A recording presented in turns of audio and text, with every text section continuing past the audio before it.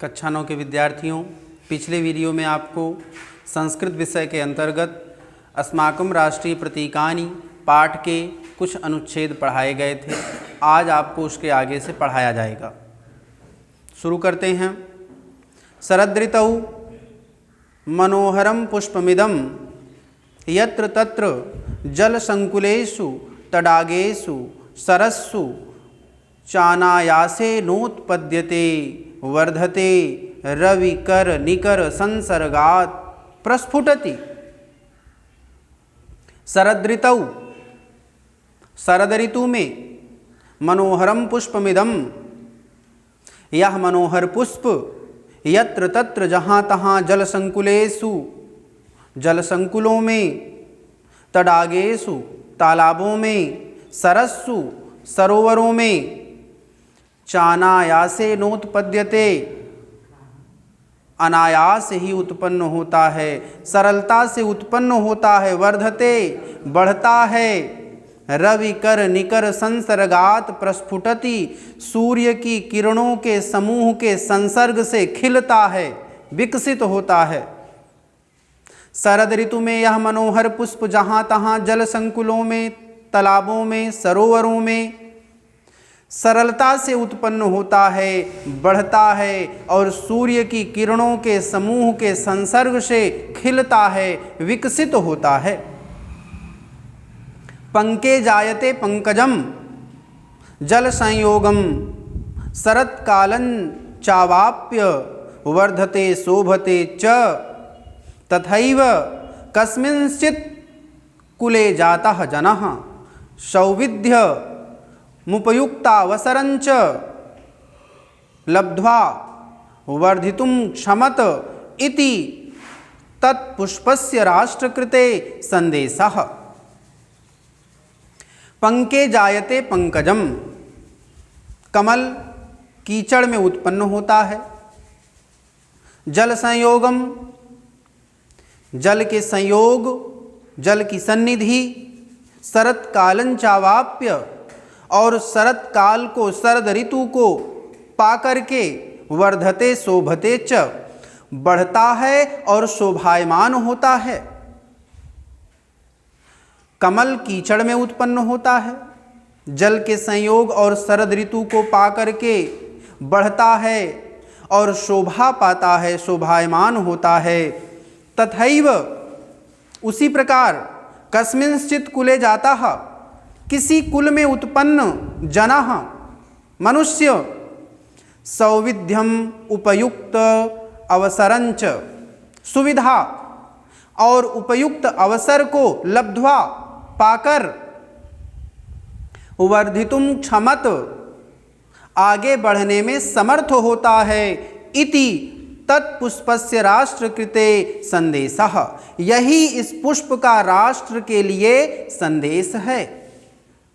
कमल कीचड़ में उत्पन्न होता है, जल के संयोग शरद ऋतु को पाकर के बढ़ता है, शोभायमान होता है। उसी प्रकार से किसी कुल में उत्पन्न मनुष्य सुविधाओं और उचित अवसर को पाकर के आगे बढ़ने में समर्थ हो सकता है। यही इस पुष्प का राष्ट्र के लिए संदेश है। राष्ट्रगानम, राष्ट्रगान सर्वेषां स्वतंत्र देशानां स्वकीयमेकं गानं भवति तदैव राष्ट्रगान संज्ञया वबुध्यते। सर्वेषां स्वतंत्र देशानां, सभी स्वतंत्र देशों का स्वकीयमेकं गानं भवति, अपना एक गान होता है। तदैव राष्ट्रगान संज्ञया वबुध्यते, वही राष्ट्रगान के नाम से जाना जाता है। सभी स्वतंत्र देशों का अपना गान होता है, वही राष्ट्रगान के नाम से जाना जाता है। प्रत्येकं राष्ट्रम स्वराष्ट्रगानस्य सम्मानं करोति, प्रत्येकं राष्ट्रम, प्रत्येक देश स्वराष्ट्रगानस्य, अपने राष्ट्रगान का सम्मानं करोति, आदर करता है। प्रत्येक देश अपने राष्ट्रगान का सम्मान करता है। महत्स्व अवसरेषु तद्गानं गीयते, महत्स्व महत्सु अवसरेषु, महत्वपूर्ण अवसरों पर तद्गानम गीयते, वह राष्ट्रगान गाया जाता है। महत्वपूर्ण अवसरों पर वह राष्ट्रगान गाया जाता है। यदि कश्चिदन्य राष्ट्राध्यक्षो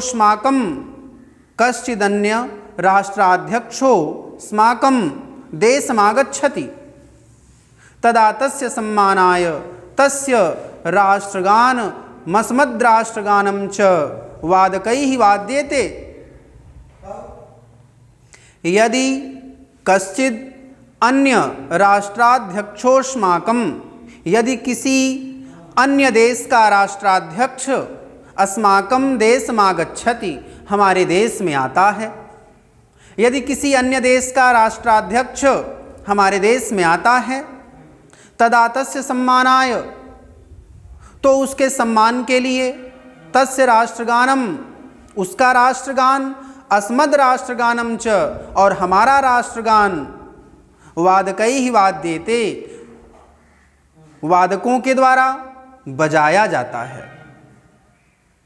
यदि किसी अन्य देश का राष्ट्राध्यक्ष हमारे देश में आता है तो उसके सम्मान के लिए उसका राष्ट्रगान और हमारा राष्ट्रगान वादकों के द्वारा बजाया जाता है। महतीनां सभानां समापने तस्य गानमावश्यकम्। महतीनां सभानां, विशाल सभाओं के समापन पर, तस्य गानम आवश्यकम, उसका गान आवश्यक है। बड़ी बड़ी सभाओं के समापन के अवसर पर उसका गान करना अति आवश्यक है। विद्यालयेषु प्रार्थनानंतरम प्रतिदिनं राष्ट्रगानं गीयते। विद्यालयों में प्रार्थनानंतरम, प्रार्थना के पश्चात प्रतिदिनम, रोजाना राष्ट्रगानम गीयते, राष्ट्रगान गाया जाता है। विद्यालयों में प्रार्थना के बाद प्रतिदिन राष्ट्रगान गाया जाता है।